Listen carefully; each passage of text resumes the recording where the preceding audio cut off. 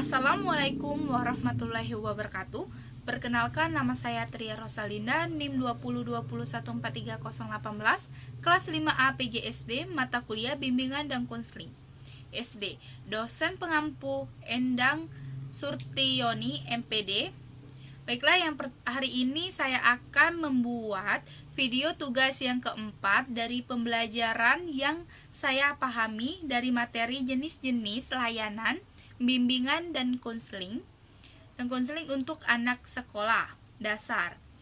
Yang pertama, layanan dasar merupakan layanan bantuan bagi peserta didik atau siswa baik di kelas maupun di luar kelas yang disajikan secara sistematis dalam rangka membantu siswa mengembangkan potensinya secara optimal.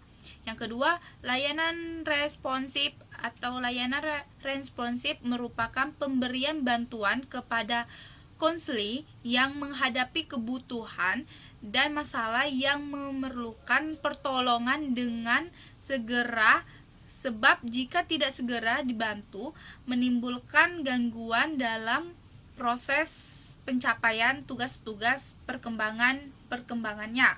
Yang ketiga, layanan perencanaan individual adalah layanan bantuan yang diberikan kepada semua peserta didik agar mampu membuat dan melaksanakan perencanaan masa depannya berdasarkan pemahaman akan kekuatan dan kelemahan dirinya. Selanjutnya, dukungan sistem adalah kegiatan-kegiatan manajemen yang bertujuan untuk memanfaatkan, memelihara serta mengingatkan program bimbingan. Komponen dukungan sistem membantu staf atau personel bimbingan dan konseling dalam melaksanakan layanan dasar, bimbingan responsif dan perencanaan individual. Yang selanjutnya ada 9 layanan menurut Praitno.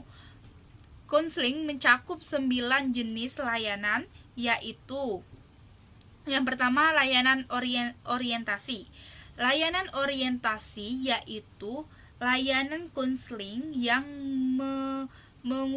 memungkinkan kalian memahami lingkungan yang baru dimasukinya untuk mempermudah dan memperlancar berperannya kalian dalam lingkungan baru tersebut. Yang kedua, layanan informasi. Layanan informasi yaitu layanan konseling yang memungkinkan klien menerima dan memahami berbagai informasi yang dapat dipergunakan sebagai bahan pertimbangan dan pembagian keputusan untuk kepentingan kalian. Yang ketiga, layanan penempatan dan penyaluran. Layanan penempatan dan penyaluran yaitu layanan konseling yang memungkinkan klien memperoleh penempatan dan penyaluran yang sesuai dengan bakat dan kemampuan masing-masing. Yang keempat, layanan penguasaan konten. Layanan penguasaan konten yakni layanan konseling yang memungkinkan klien mengembangkan diri berkenaan dengan sikap dan kebiasaan belajar yang baik, materi pembelajaran yang cocok dengan kecepatan dan kesulitan belajarnya, serta berbagai aspek tujuan dan kegiatan belajar lainnya. Yang selanjutnya, yang kelima, yaitu layanan konseling individual.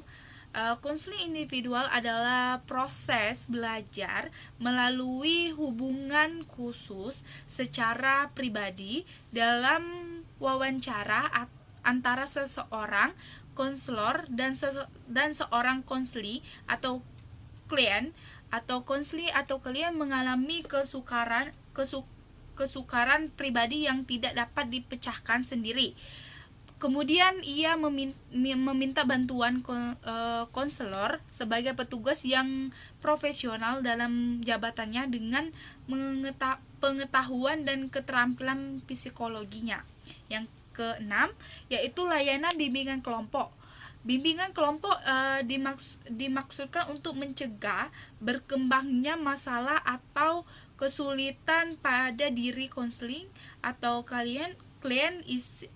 Isi kegiatan bimbingan kelompok terdiri atas penyampaian informasi yang berkenaan dengan masalah pendidikan, pekerjaan, pribadi, dan masalah sosial yang tidak disajikan dalam bentuk pelajaran.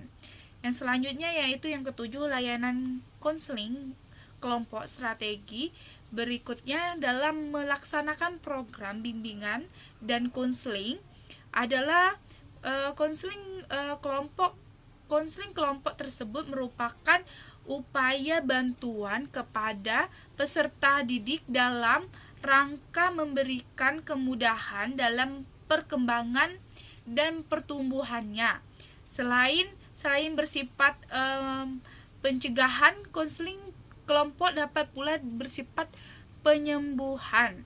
Yang kedelapan yaitu layanan mediasi. Layanan mediasi yakni layanan konseling yang memungkinkan permasalahan atau perselisihan yang dialami klien dengan pihak lain dapat terantaskan dengan konselor sebagai mediator. Yang 9, layanan konsultasi pengertian. Konsultasi dalam program bimbingan dan konseling adalah sebagai suatu proses penyediaan bantuan teknis untuk konselor, orang tua, administrator, dan konselor lainnya dalam mengidentifikasikan dan memperbaiki masalah yang membatasi efektivitas peserta didik atau sekolah. Konseling atau psikoterapi sebab konsultasi tidak merupakan layanan yang langsung ditunjukkan kepada klien, tetapi secara tidak langsung melayani klien melalui bantuan yang diberikan orang lain. Baiklah, itu saja yang bisa saya dapat sampaikan. Lebih dan kurangnya saya mohon maaf kepada Allah, saya mohon ampun. Wassalamualaikum warahmatullahi wabarakatuh.